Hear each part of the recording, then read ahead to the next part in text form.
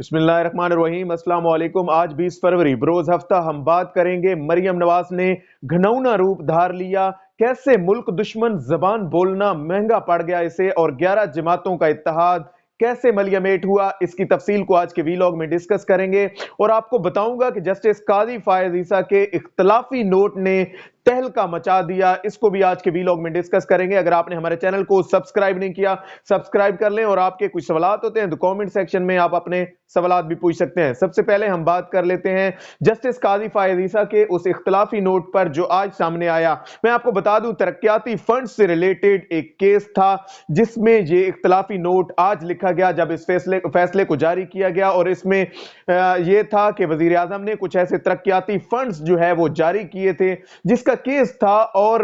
Justice गुलजार अहमद साहब chief justice ने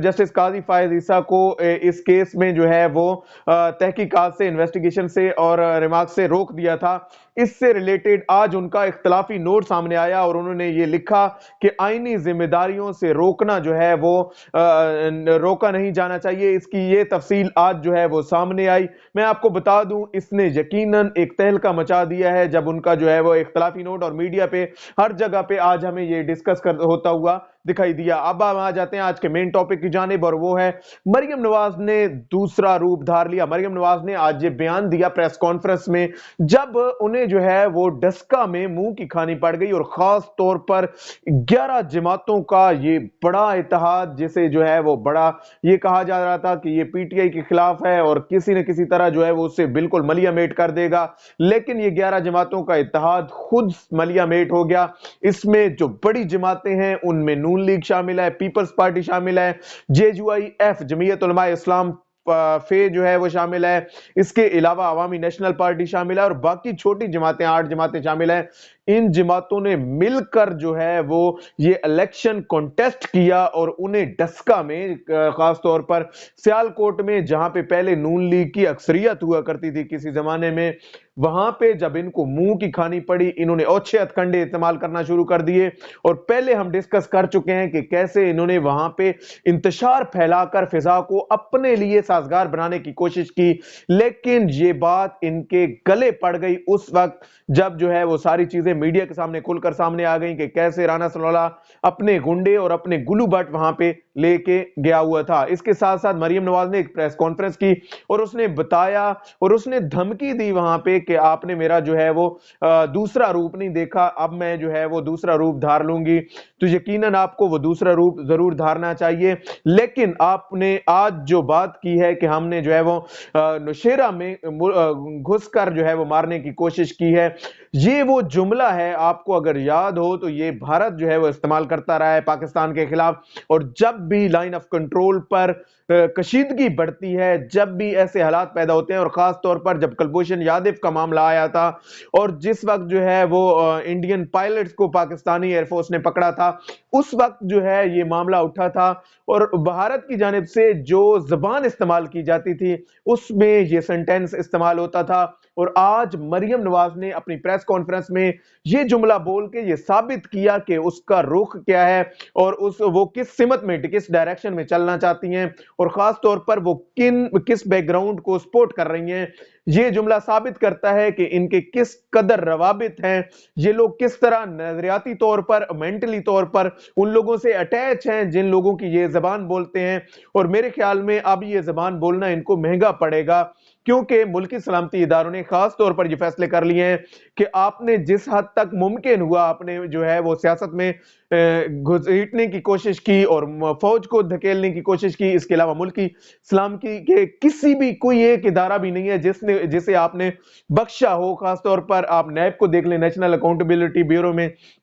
आपने कोशिश की, उस पर एलिगेशंस लगाए कि वो इंतकामी कार्रवाइयां कर रहा है। इसके अलावा ECP, election commission of Pakistan को आपने जो है वो उस पर इल्जामात लगाए, आपने उसके सामने एहतजाज करने की भी कोशिश की। आपने आर्मी को नहीं छोड़ा, आप एस्टेब्लिशमेंट के खिलाफ गए, आप आईएसआई के खिलाफ गए, आप फेडरल इन्वेस्टिगेशन एजेंसी के खिलाफ गए। कोई मुल्की सलामती का इदारा जो भी आपके खिलाफ इन्वेस्टिगेशंस करता है, जो भी तहकीकात करता है, आप उसके खिलाफ जाते हैं, क्योंकि चीजें जब आपकी फेवर में नहीं जाती आप उसके खिलाफ हो जाते हैं, और जब आपके हक में फैसले आते हैं आप उस वक्त जो है वो चुप साध लेते हैं। लेकिन अब ऐसा मेरे ख्याल में नहीं चलना। अब चीजें जो है वो दूध का दूध और पानी का पानी होगा। लोगों के सामने जो खुलकर हालात आ रहे हैं और कैसे सियालकोट में डस्का में जो इन्होंने हालात पैदा करने की कोशिश की, और खास तौर पर जब इन्हें जो है वहां से मुंह की खानी पड़ी, उसके बाद से ख्वाजा आसिफ का वो इलाका है, इसके अलावा राना सनौला का बड़ा इन्फ्लुएंस है वहां पे,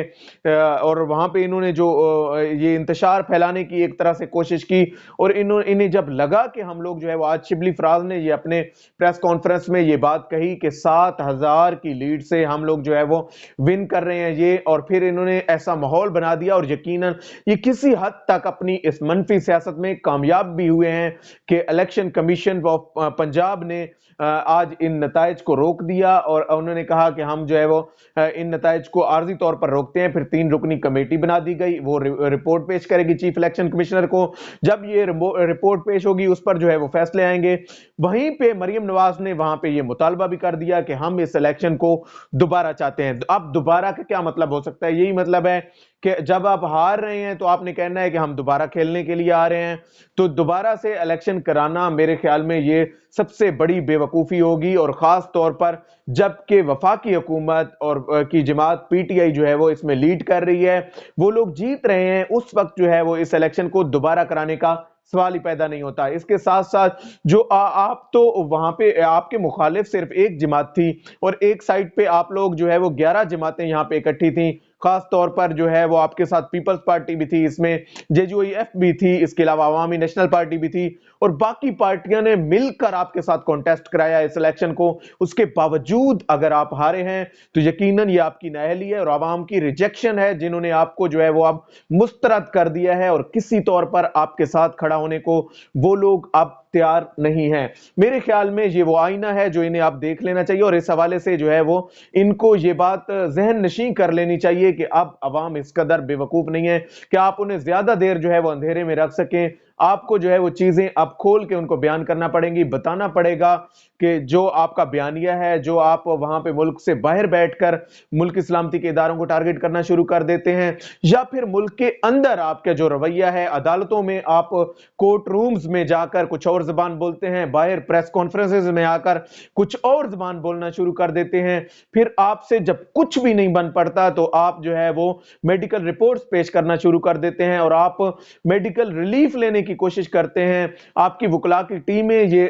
इस कोशिश में होती हैं कि किसी न किसी तरह आपके प्लेटलेट्स कम करके दिखाएं। आपकी जो मेडिकल रिपोर्ट्स हैं उनके थ्रू शहबाज शरीफ का आप किस्सा देख लें, उनकी सारी जो भी हियरिंग्स हैं, वो हर हियरिंग में मुअज़्ज़ज़ जज साहबान के सामने यही रोना रोते हैं कि मुझे जो है वो फलां बीमारी है, मुझे फलां डिजीज हो गई है। अल्लाह पाक हर किसी को इस बीमारियों से बचाए, लेकिन आपको ये सोचना पड़ेगा कि इनका हर रवैया जो है वो नेगेटिव साइड पे ही जा रहा है। आज तक के लिए इतना ही। अल्लाह पाक आपका हामी नासिर हो। पाकिस्तान जिंदाबाद।